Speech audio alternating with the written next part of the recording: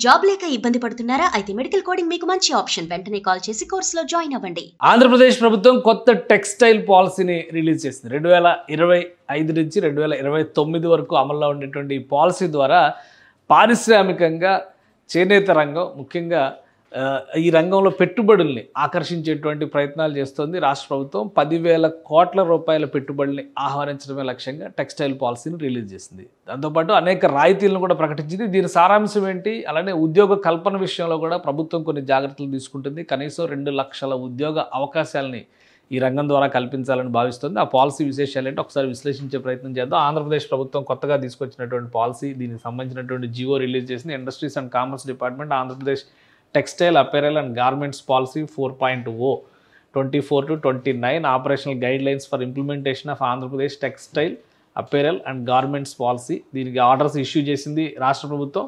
So ఇందులో కొన్ని అంశాలని చాలా క్లియర్గా మెన్షన్ చేసింది. దీని ప్రకారం ఏంటంటే రాష్ట్రంలో పెట్టుబడులు పెట్టేందుకు వచ్చేటువంటి గార్మెంట్స్ ఇండస్ట్రీలో ప్రధానంగా వస్త్ర రంగంలో, వస్త్ర వ్యాపార రంగంలో ఇన్వెస్ట్మెంట్స్ పెట్టేందుకు వచ్చేటువంటి వాళ్ళకి ప్రోత్సాహకాలు ఇవ్వడమే లక్ష్యంగా దీన్ని రూపొందించారు. దీనిలో ఎంటర్‌ప్రెన్యూర్‌షిప్‌ని ఎంకరేజ్ చేయడం అనేది కూడా మరొక ముఖ్య అంశంగా రాష్ట్ర ప్రభుత్వం చెబుతుంది. ఇది textile apparel and garments policy 24-29. దీనికి సంబంధించినటువంటి కొన్ని అంశాలు, అంటే ఇందులో ఆల్మోస్ట్ ఒక 114 పేజీల డాక్యుమెంట్ ఇది.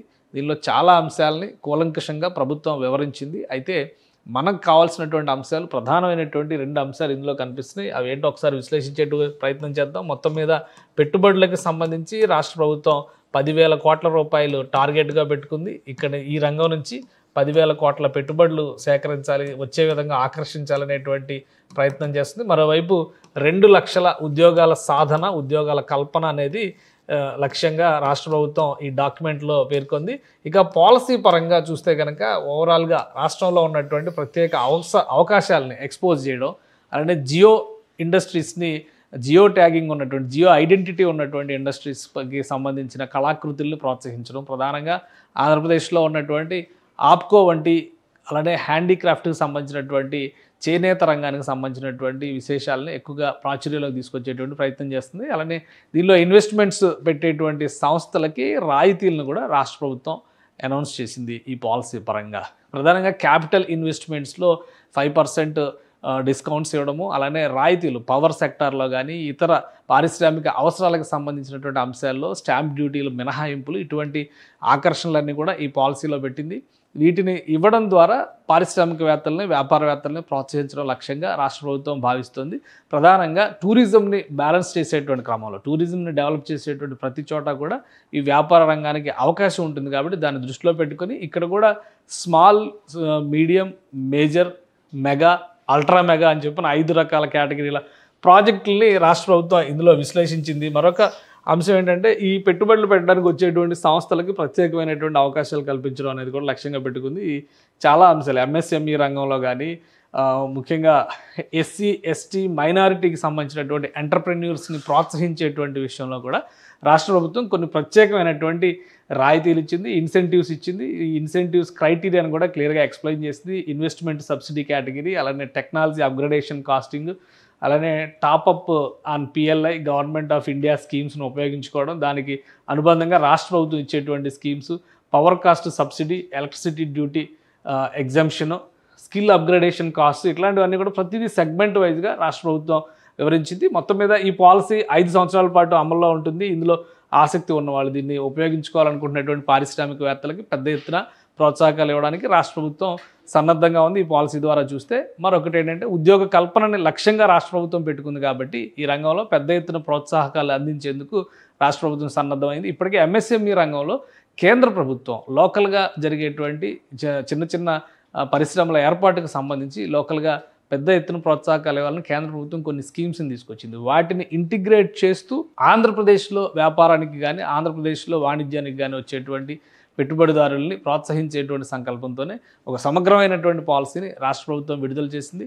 సో రాబోయే రోజుల్లో ఈ రంగంలో పెద్ద ఎత్తున పెట్టుబడులు వస్తాయి, వచ్చే విధంగా ప్రణాళికలను సిద్ధం చేయాలని రాష్ట్ర ప్రభుత్వం సంకల్పిస్తోంది. ఆంధ్రప్రదేశ్ ప్రభుత్వం కొత్త టెక్స్టైల్ పాలసీని రిలీజ్ చేసింది. 2025 నుంచి 2029 వరకు అమల్లో ఉండేటువంటి ఈ పాలసీ ద్వారా పారిశ్రామికంగా చేనేత రంగం ముఖ్యంగా ఈ రంగంలో పెట్టుబడుల్ని ఆకర్షించేటువంటి ప్రయత్నాలు చేస్తోంది రాష్ట్ర ప్రభుత్వం. 10,000 కోట్ల రూపాయల పెట్టుబడుల్ని ఆహ్వానించడమే లక్ష్యంగా టెక్స్టైల్ పాలసీని రిలీజ్ చేసింది. దాంతోపాటు అనేక రాయితీలను కూడా ప్రకటించింది. దీని సారాంశం ఏంటి, అలానే ఉద్యోగ కల్పన విషయంలో కూడా ప్రభుత్వం కొన్ని జాగ్రత్తలు తీసుకుంటుంది. కనీసం 2 లక్షల ఉద్యోగ అవకాశాలని ఈ రంగం ద్వారా కల్పించాలని భావిస్తుంది. ఆ పాలసీ విశేషాలు ఏంటో ఒకసారి విశ్లేషించే ప్రయత్నం చేద్దాం. ఆంధ్రప్రదేశ్ ప్రభుత్వం కొత్తగా తీసుకొచ్చినటువంటి పాలసీ, దీనికి సంబంధించినటువంటి జియో రిలీజ్ చేసింది. Industries and commerce department Andhra Pradesh textile apparel and garments policy 4.0 24 to 29 operational guide lines for implementation of Andhra Pradesh textile apparel and garments policy. దీనికి ఆర్డర్స్ ఇష్యూ చేసింది రాష్ట్ర ప్రభుత్వం. సో ఇందులో కొన్ని అంశాలని చాలా క్లియర్గా మెన్షన్ చేసింది. దీని ప్రకారం ఏంటంటే రాష్ట్రంలో పెట్టుబడులు పెట్టేందుకు వచ్చేటువంటి గార్మెంట్స్ ఇండస్ట్రీలో, ప్రధానంగా వస్త్ర రంగంలో, వస్త్ర వ్యాపార రంగంలో ఇన్వెస్ట్మెంట్స్ పెట్టేందుకు వచ్చేటువంటి వాళ్ళకి ప్రోత్సాహకాలు ఇవ్వడమే లక్ష్యంగా దీన్ని రూపొందించారు. దీనిలో ఎంటర్‌ప్రెన్యూర్‌షిప్‌ని ఎంకరేజ్ చేయడం అనేది కూడా మరొక ముఖ్య అంశంగా రాష్ట్ర ప్రభుత్వం చెబుతుంది. ఇది textile apparel and garments policy 24-29. దీనికి సంబంధించినటువంటి కొన్ని అంశాలు, అంటే ఇందులో ఆల్మోస్ట్ ఒక 114 పేజీల డాక్యుమెంట్ ఇది. దీనిలో చాలా అంశాలని కూలంకషంగా ప్రభుత్వం వివరించింది. అయితే మనకు కావాల్సినటువంటి అంశాలు, ప్రధానమైనటువంటి 2 అంశాలు ఇందులో కనిపిస్తున్నాయి. అవి ఏంటో ఒకసారి విశ్లేషించే ప్రయత్నం చేద్దాం. మొత్తం మీద పెట్టుబడులకు సంబంధించి రాష్ట్ర ప్రభుత్వం 10,000 కోట్ల రూపాయలు టార్గెట్గా పెట్టుకుంది. ఇక్కడ ఈ రంగం నుంచి 10,000 కోట్ల పెట్టుబడులు సేకరించాలి, వచ్చే విధంగా ఆకర్షించాలనేటువంటి ప్రయత్నం చేస్తుంది. మరోవైపు 2 లక్షల ఉద్యోగాల సాధన, ఉద్యోగాల కల్పన అనేది లక్ష్యంగా రాష్ట్ర ప్రభుత్వం ఈ డాక్యుమెంట్లో పేర్కొంది.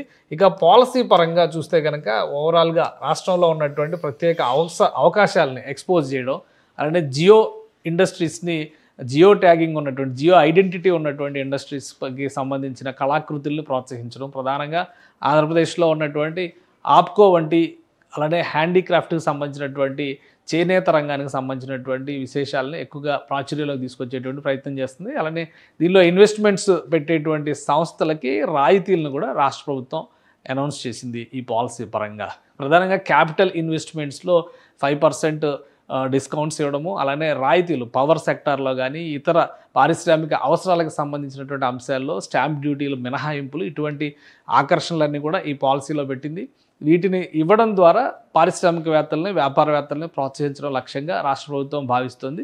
ప్రధానంగా టూరిజంని బ్యాలెన్స్ చేసేటువంటి క్రమంలో, టూరిజంని డెవలప్ చేసేటువంటి ప్రతి చోట కూడా ఈ వ్యాపార రంగానికి అవకాశం ఉంటుంది. కాబట్టి దాన్ని దృష్టిలో పెట్టుకొని ఇక్కడ కూడా small, medium, major, mega, ultra mega అని చెప్పిన 5 రకాల కేటగిరీల ప్రాజెక్టుల్ని రాష్ట్ర ప్రభుత్వం ఇందులో విశ్లేషించింది. మరొక అంశం ఏంటంటే ఈ పెట్టుబడులు పెట్టడానికి వచ్చేటువంటి సంస్థలకి ప్రత్యేకమైనటువంటి అవకాశాలు కల్పించడం అనేది కూడా లక్ష్యంగా పెట్టుకుంది. చాలా అంశాలు ఎంఎస్ఎంఈ రంగంలో కానీ, ముఖ్యంగా ఎస్సీ, ఎస్టీ, మైనారిటీకి సంబంధించినటువంటి ఎంటర్‌ప్రెన్యూర్స్ని ప్రోత్సహించేటువంటి విషయంలో కూడా రాష్ట్ర ప్రభుత్వం కొన్ని ప్రత్యేకమైనటువంటి రాయితీలు ఇచ్చింది, ఇన్సెంటివ్స్ ఇచ్చింది. ఈ ఇన్సెంటివ్స్ క్రైటీరియాను కూడా క్లియర్గా ఎక్స్ప్లెయిన్ చేసింది. ఇన్వెస్ట్మెంట్ సబ్సిడీ కేటగిరీ, అలానే టెక్నాలజీ అప్గ్రేడేషన్ కాస్టింగ్, అలానే top up on PLI government of India స్కీమ్స్ను ఉపయోగించుకోవడం, దానికి అనుబంధంగా రాష్ట్ర ప్రభుత్వం ఇచ్చేటువంటి schemes, power cost subsidy, electricity duty exemption, skill upgradation cost, ఇట్లాంటివన్నీ కూడా ప్రతిదీ సెగ్మెంట్ వైజ్గా రాష్ట్ర ప్రభుత్వం వివరించింది. మొత్తం మీద ఈ పాలసీ 5 సంవత్సరాల పాటు అమల్లో ఉంటుంది. ఇందులో ఆసక్తి ఉన్నవాళ్ళు, దీన్ని ఉపయోగించుకోవాలనుకుంటున్నటువంటి పారిశ్రామికవేత్తలకి పెద్ద ఎత్తున ప్రోత్సాహకాలు ఇవ్వడానికి రాష్ట్ర ప్రభుత్వం సన్నద్ధంగా ఉంది. ఈ పాలసీ ద్వారా చూస్తే మరొకటి ఏంటంటే ఉద్యోగ కల్పనని లక్ష్యంగా రాష్ట్ర ప్రభుత్వం పెట్టుకుంది. కాబట్టి ఈ రంగంలో పెద్ద ఎత్తున ప్రోత్సాహకాలు అందించేందుకు రాష్ట్ర ప్రభుత్వం సన్నద్ధమైంది. ఇప్పటికే ఎంఎస్ఎంఈ రంగంలో కేంద్ర ప్రభుత్వం లోకల్గా జరిగేటువంటి చిన్న చిన్న పరిశ్రమల ఏర్పాటుకు సంబంధించి లోకల్గా పెద్ద ఎత్తున ప్రోత్సాహకాలు ఇవ్వాలని కేంద్ర ప్రభుత్వం కొన్ని స్కీమ్స్ని తీసుకొచ్చింది. వాటిని ఇంటిగ్రేట్ చేస్తూ ఆంధ్రప్రదేశ్లో వ్యాపారానికి కానీ, ఆంధ్రప్రదేశ్లో వాణిజ్యానికి కానీ వచ్చేటువంటి పెట్టుబడిదారుల్ని ప్రోత్సహించేటువంటి సంకల్పంతోనే ఒక సమగ్రమైనటువంటి పాలసీని రాష్ట్ర ప్రభుత్వం విడుదల చేసింది. సో రాబోయే రోజుల్లో ఈ రంగంలో పెద్ద ఎత్తున పెట్టుబడులు వస్తాయి, వచ్చే విధంగా ప్రణాళికలను సిద్ధం చేయాలని రాష్ట్ర ప్రభుత్వం సంకల్పిస్తోంది. సుమన్ టీవీలో మీ పర్సనల్ అండ్ బిజినెస్ ప్రమోషన్స్ కోసం కింది నెంబర్కి కాంటాక్ట్ చేయండి.